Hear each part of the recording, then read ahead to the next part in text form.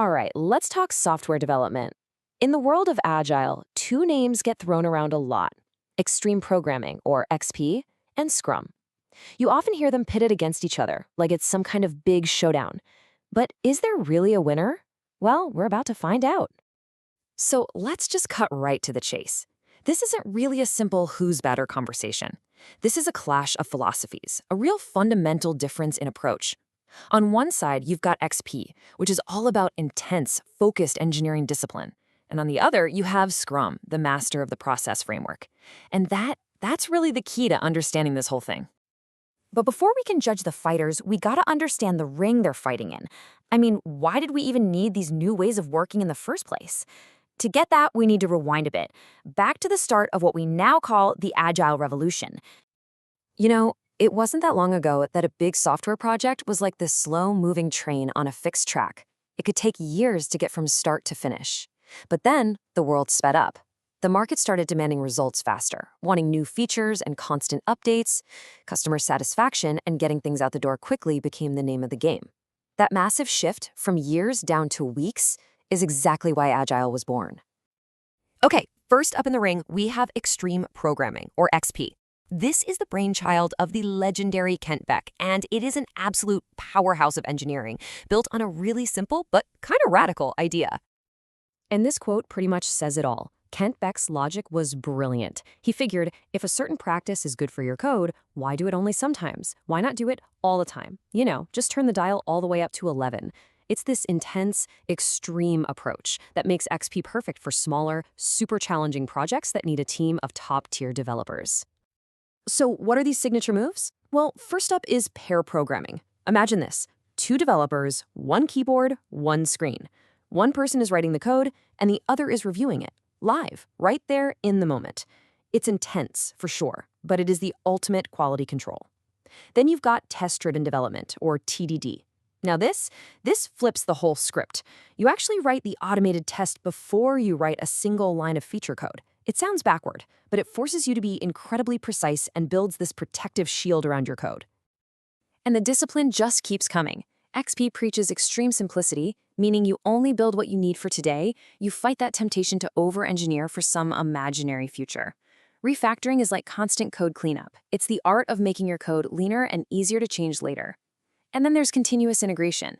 This is how you avoid that last-minute nightmare we all call integration hell.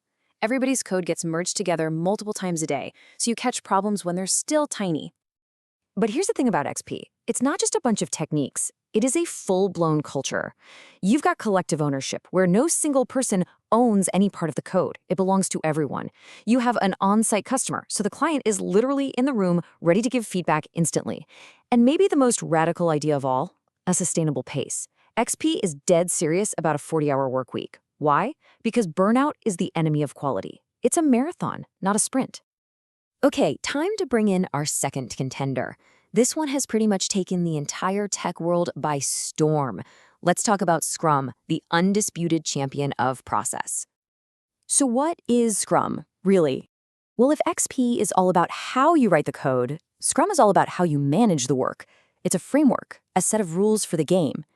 It's built on three big ideas: a master to-do list for the entire project, called the product backlog, short, fixed-length work cycles, called sprints, and a core belief in empowering teams to organize themselves. Life in a Scrum team follows this steady beat, this rhythm called a sprint. It all kicks off with sprint planning, where the team grabs a chunk of work and commits to getting it done. Then, during the sprint itself, the team is protected. They're in a bubble. And this is the golden rule: no changes. What you planned is what you do. Every day, a quick 15-minute daily Scrum keeps everyone on the same page. And at the end, you show off what you built in a review and then talk about how to get better in a retrospective. Then you do it all over again. Now, Scrum makes all this happen with three very clear roles. You have the product owner, who is the voice of the customer. They decide what gets built and in what order. Then you have the Scrum Master. Think of them as the team's coach and protector, clearing roadblocks and shielding the team from distractions. And finally, you have the development team, the self-organizing group of builders who actually make the thing. It's a beautiful system of checks and balances. Okay, we've met both fighters. We've seen their signature moves. It's time for the main event. Let's get to the verdict. This is the question we've been building towards, right? The intense engineering discipline of XP versus the rock-solid process framework of Scrum. So, who wins? Who takes the title? Well, when you put them side by side like this, the differences become crystal clear. XP is obsessed with technical quality. Scrum is obsessed with a predictable process. XP likes really short cycles, 1 to 2 weeks. Scrum is usually a bit longer. And here's probably the biggest difference of all. XP says, change is good, bring it on anytime. While Scrum says, nope, not right now, let us finish this sprint first. And of course, the roles are much more formal and distinct in Scrum. But here's the thing. Looking at all these differences actually reveals the true answer. This was never a fight to begin with. The absolute best way to think about this is with an analogy. Think of Scrum as the general contractor for building a house. They organize everything, the timeline, the budget, the whole project. And XP is the master carpenter, completely obsessed with making sure every joint is perfect and the quality of the work is just impeccable. You see, they're not rivals, they're partners. The very best teams out there actually do both. They use Scrum's amazing framework to manage the project, to be the general contractor, and then they plug in XP's incredible engineering practices to be the master carpenter. You get the best of both worlds, organization and quality. They just flat out work better together. So the real question isn't which one wins. The question you should be asking is, what does my team need more of right now?